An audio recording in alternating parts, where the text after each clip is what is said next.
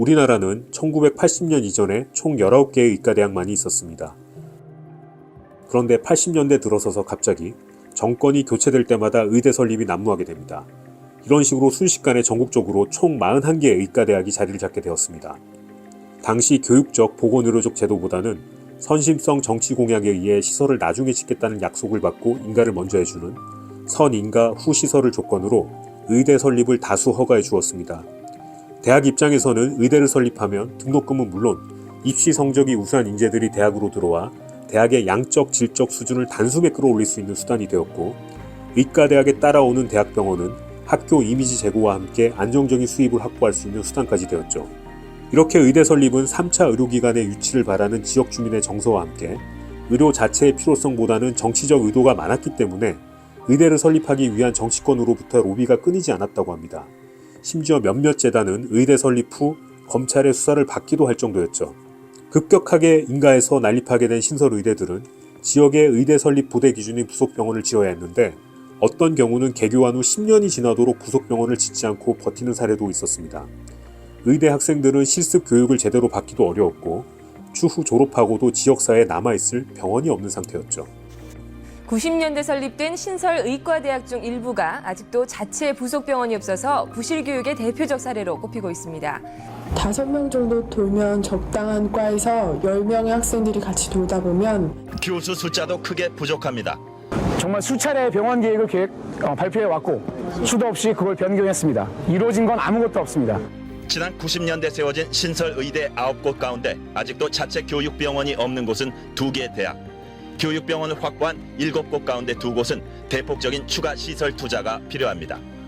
출소 경쟁과 성급한 의대 신설이 두고두고 부실 교육을 낳고 있습니다. 3, 4년 전에 개교한 신설의과대학들이 영호남과 충청 지역에 부속병원을 짓기로 한 약속을 지키지 않고 있습니다. 의료 수요가 적다는 이유로 충남 지역에 병원을 짓겠다는 당초 계획을 일방적으로 취소했습니다. 이들 신설의과대학들은 모든 농어촌 지역 중소도시에 병원을 짓겠다는 약속을 무시하고 대신 대도시에 병원을 신축하거나 기존의 병원을 증축하겠다고 버티고 있습니다. 의료계에서는 병원재단들의 배짱과 원칙 없는 정부의 의대 신설 정책이 의대 교육의 품질 저하로, 또한 의사수의 측면에서도 1985년까지는 비교적 완만하게 증가하던 것이 1990년부터는 더욱더 가파르게 증가하였고, 1980년대, 1990년대 지어진 22개 의대 졸업생이 나올 2003년쯤부터는 의사 공급이 심각하게 가팔라져 사회적으로 큰 문제가 될 것으로 예상되었습니다. 결국 끊임없는 의대 유치 수요에도 불구하고 의료 인력이 2000년대 초 급증하자 더 이상 의대 신설을 허가하지 않는 방향으로 전환하게 되었습니다. 교육부는 또 일부 의과대학의 경우에 정치적 로비에 의해서 설립이 인가된 사실을 시인하고 현재 의료 인력이 과잉 상태에 있다는 보건복지부의 의견에 따라서 오는 2002년까지 의대 신설을 허가하지 않겠다고 밝혔습니다. 적정 의사 인력의 배출은 국민들의 의료 수요에 부응하기 위해 반드시 필요하지만, 과다한 의사 인력의 배출은 불필요한 의료 수요를 창출하여 의료 서비스 시장에 왜곡을 가져오고 의료비 지출을 증가시키는 것이 이미 밝혀져 있는 사실입니다. 여러 연구 결과에서 알 수 있듯이 의료 시장은 공급이 늘어날수록 공급자 유인 효과로 의료 수요가 더 많이 창출되고, 총 의사 수가 증가하면 총 의료 행위가 증가하며 의사 수 증가가 멈추면 의료 행위의 증가도 중단되는 등 의사 수는 의료 서비스 창출과 아주 밀접한 관련이 있습니다. 그런데 과거에 이미 OECD에서 한국은 1990년부터 2007년까지 인구 1000명당 의사 수가 2배 이상 늘어 OECD 국가 중에 가장 빠른 증가세를 보이고, 한국의 의대가 신설되고 의대생도 많아져 향후 수년간 이 같은 급증세가 이어질 것이라고 경고했죠. 우리나라 의료비 지출 증가 속도는 이미 1990년대 OECD 평균의 2배가 넘었으며, 이 같은 추세가 2000년대에도 지속되면서 의료비 지출이 매년 평균 9.2% 증가했는데 OECD 30개 회원국 중 최고의 증가율이었죠.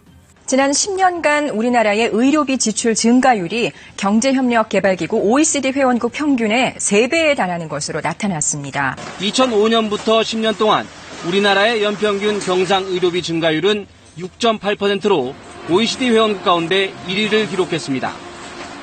1인당 경상 의료비 증가율 역시 우리나라는 연평균 7.6%로, 결국 이러한 이유의 일환으로 2000년 보건의료 발전 특별위원회의 논의로 의과대학 입학 정원을 10% 감축하게 됩니다. 늘어나기만 하던 의과대학 정원이 처음으로 줄어들게 됐습니다. 집중 취재, 먼저 의대 정원이 앞으로 4년간 10% 정도 줄어든다는 소식을 이영진 기자가 전해드립니다. 현재 전국의 의과대학 수는 41개로 모두 3,500여 명이 재학 중입니다. 6, 70년대부터 의대 증설이 본물을 이루면서 의대생 수가 지난 30년 사이에 2배까지 꾸준히 늘어 공급 과잉 사태를 맞았습니다.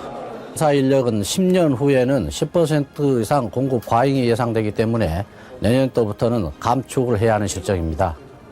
이에 따라 내년에는 입학 정원이 156명 줄고 2005년에는 편입학 정원을 114명 줄이는 등 2007년까지 모두 351명이 줄어듭니다. 미국 6.5명, 일본 6.1명보다 많아 2007년 이후에는 의사 수가 OECD의 적정 기준을 넘게 된다고 밝혔습니다. 하지만 이것으로도 역부족이었습니다. 2003년부터 의과대학의 입학 정원을 10% 감축시켰음에도 불구하고 이미 의사의 수는 가파르게 증가하고 있었기 때문에 의사 인력 공급 속도가 쉽게 조절되지 않았습니다. 이번에 필수 의료, 지역 의료 공백의 원인으로 의사 부족을 주장하며 의대 정원 2,000명 확대 정책의 근간을 마련한 서울대 의료관리학 김윤 교수는 2011년 건강보험심사평가원 정책 동향 보고서를 통해 현재와는 정반대의 주장을 펼쳤었죠. 의료의 질을 개선하기 위해 의사 수를 늘려야 한다는 OECD 보건의료 체제 개혁의 권고를 동의하기 어렵다. 우리나라는 외래 진료 수요보다 의사 공급이 적어 많은 외래 환자를 진료하는 것이 아니다. 의사의 목표 수입을 달성하기 위해 외래 진료 수요를 창출하고 있을 가능성이 크다. 실제로 우리나라 국민 1인당 외래 진료 횟수가 OECD 평균보다 약 2배 많다는 점은 이를 뒷받침한다 라고 하면서요. 그런데 김윤 교수는 최근에는 의사 수를 늘려서 의료 개혁을 해야 한다고 주장하면서 이번 정부 의대 정원 확대 정책 강행에 큰 역할을 하게 됩니다. 의대 정원이 필요한 이유는 의사가 부족하기 때문이고, 의사가 부족하다는 것은 응급실 뺑뺑이, 소아진료 대란, 지방에서의 의사 부족 문제 등을 국민들이 직접 겪고 계시니까요. 현재 우리나라는 인구가 줄어들고 있는데요.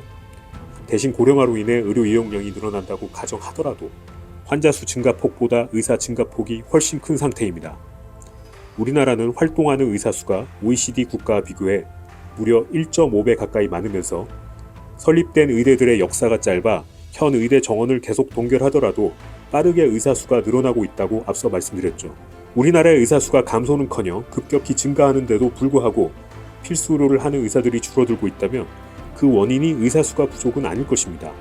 또 우리나라는 고령화 사회로 진입하고 있고 수년 전 문재인 케어와 같은 보장성 강화 정책을 펼치게 되면서 건강보험 재정은 급속도로 고갈되고 있는데 우선 낙수 효과라도 보자며 무작정 의사를 공급하는 것이 국민들에게 어떤 결과를 초래할 것인지 아무도 이야기해주지 않고 있죠.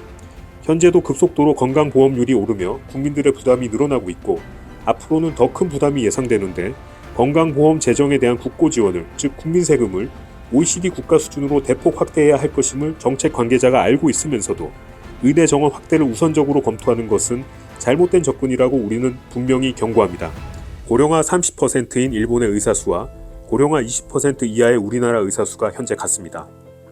일본이 우리나라와 비슷한 고령화 정도였을 때보다 우리나라는 무려 36%나 의사가 많은 상태입니다. 이미 일본에서는 의사 수를 늘렸음에도 필수 의료, 지역 의료 종사 의사 수는 늘어나지 않았고 오히려 의료비 증가로 국민 부담이 커졌다는 것을 인정하면서 향후 고령화가 더 진행될지라도 의사 인력 수요가 증가하지 않을 것으로 보고 의대 입학 정원을 오히려 감축하겠다고 합니다. 지금도 여전히 각 지역의 유지들은 의대 유치의 꿈을 버리지 못하고 정치인들은 각종 이해관계에 의해 의대와 관련된 정책들을 남발해오고 있으며 여당, 야당 할 것 없이 당정 관계자들은 국민의 건강권을 위한다는 말로 각종 인기몰이 의료 정책들을 쏟아냅니다. 더 이상 현혹되지 말고 대한민국 의료 시스템을 지켜내야 합니다. 의료 100년치 대계를 세울 신중한 접근이 필요합니다. 과거의 의대 정원 감축과 동결은 의사 수 부족이 아니라 의료비 과잉을 고려하는 정책이었습니다.